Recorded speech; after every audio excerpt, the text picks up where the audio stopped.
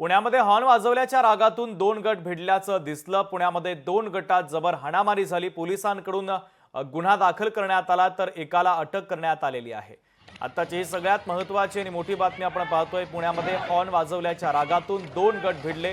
पुण्यामध्ये दोन गटामध्ये जबर हाणामारी देखील झाली तर पोलिसांकडून गुन्हा दाखल करण्यात आलाय। एकाला या प्रकरणी पोलिसांनी अटक केलेली आहे।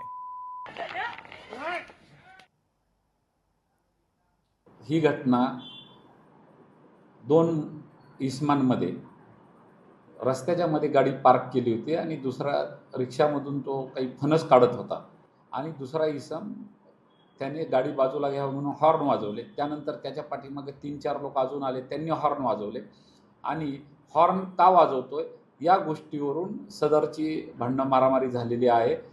या सदरबाबत पोलीस स्टेशनला गुन्हा दाखल झालेला आहे।